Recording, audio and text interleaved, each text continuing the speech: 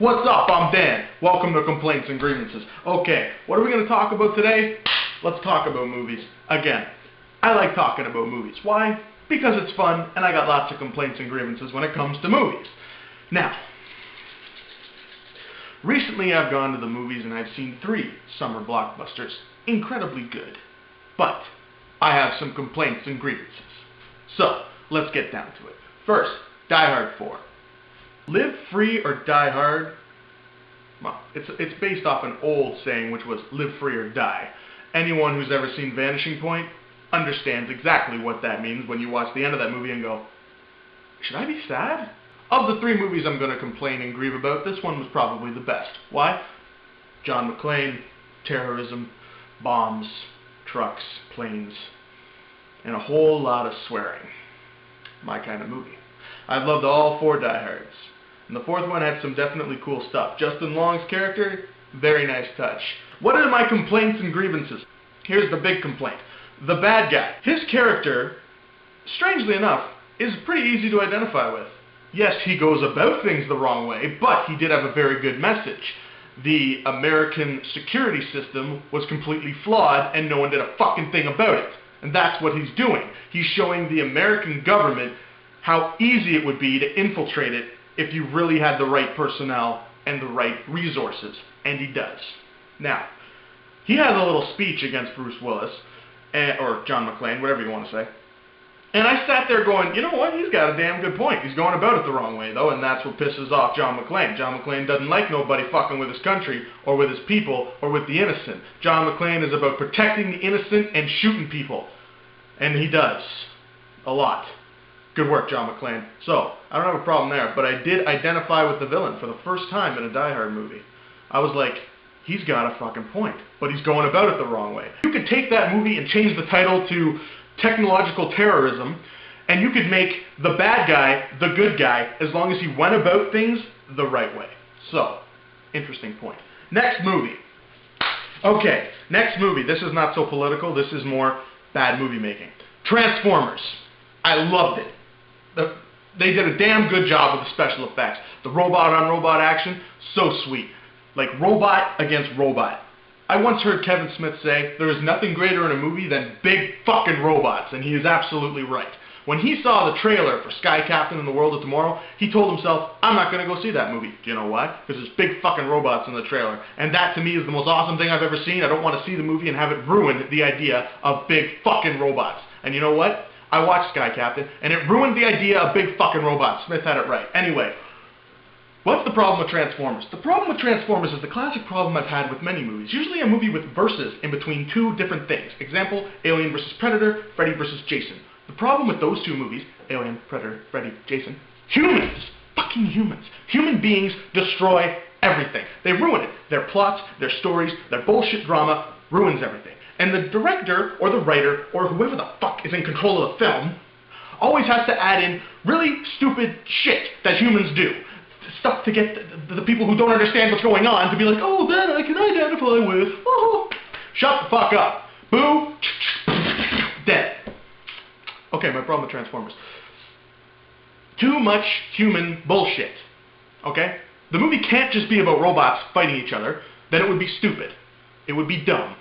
It would be like watching Robot Jocks, but just the part where the robots fight. Old, stop-go animation, bad human stuff. Same problem, but big fucking robots. Anyway, I had this argument with a person I watched it with, and the argument was that I had the problem with too much damn human story. And she was all like, well, there has to be some. Yes, there has to be some. It was a 2.5-hour movie, and you could have easily cut out half an hour of bullshit human content that we just don't need. It's too fucking cliche. Okay? The main character falls for the girl that's all Miss Hot Preppy, I live on the other side of the fucking fence, I'm hanging out with football players, yada yada, but I actually have a heart of gold, and and then I suddenly fall for the loser that I paid absolutely no fucking attention to. I hate that storyline. I fucking hate that storyline. I fucking hate that storyline. Every fucking time I see it, I get disgusted, because it's so recycled and old and used. The guy with the heart of gold that's been ignored his whole life is suddenly paid attention to because he was fighting the big fucking robot. Shut the fuck up! Oh! So overdone! God damn it! I expect more! I did!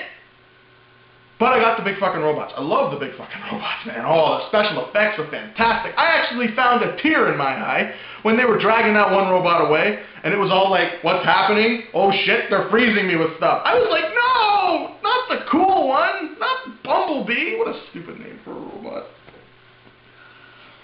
Megatron, Optimus Prime, Starscream, Nightscream, Terrorbot, Super Nego, Flacker, fucking Cyclops thing. Bumblebee! Bumblebee! Bumblebee versus Megatron. Bumblebee! I think Bumblebee will win! But damn, what a good movie. Damn, man, that last part of the movie with all the robot-on-robot action, so sweet. And then, who doesn't love a nice Camaro? Next movie! Okay, third movie that I have about complaints and grievances. I just got back from this one, so it's nice and fresh in my head. Okay? I saw Die Hard like 2 weeks ago. I saw Transformers 2 days ago, and I just got back from seeing Harry Potter and the Order of the Phoenix. Yay! Alright. Okay. Now, this movie was alright. If you like the other Harry Potter movies, you'll probably like this one. It wasn't as good as the other four. I mean, the other four, like, they had something this movie didn't have. It was like action beats. It was missing action beats, you know? Like, in a movie, a good movie, you've got action beats, where it's like, stuff, stuff, stuff, action. Stuff, stuff, stuff, action. Stuff, stuff, action, action, action. Some stuff at the end. And in some movies, action. It was missing a couple action beats, in my opinion. And action beats were subbed with things that weren't good enough. But it kept me interested. At no point was I like, this is really boring, but at a couple points I was like, this isn't as good as the other ones. And in my opinion, it wasn't. But it was still pretty good. Now, complaints and grievances. Here's the problem. X-Men 3 had a problem. Too many characters.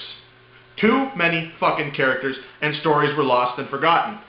Or there were no strong stories, there was just little tidbits of story.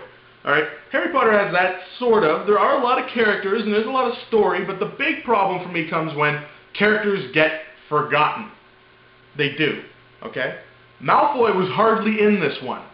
Okay? His dad was in it more, but he was hardly in it. He was like a background character. I think he had 4 lines in the whole movie. He's supposed to be a more significant character, in my opinion. Maybe he wasn't in the book that much. I don't know. I don't read the books.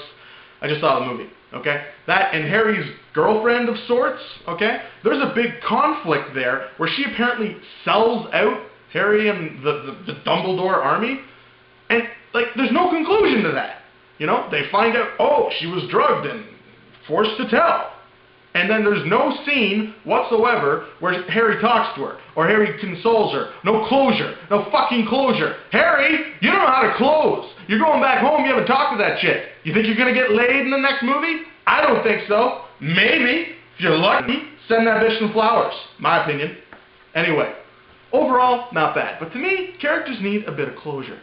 A bit more. You can't leave things hanging out there. You can't leave things hanging out to dry. Otherwise, the winter comes, the clothes get frozen, and when you try and put them on, you get an icicle stuck into your ass. No good. So, bottom line, I did not much like the fact that there were characters held out in the wind and forgotten, and storylines that were not quite finished.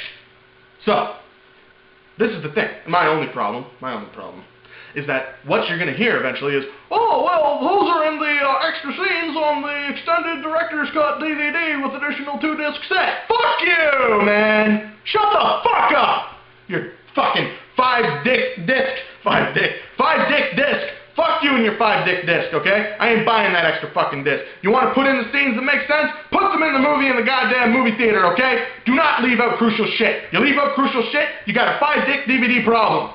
Peace out, you 5-dick DVD fuck.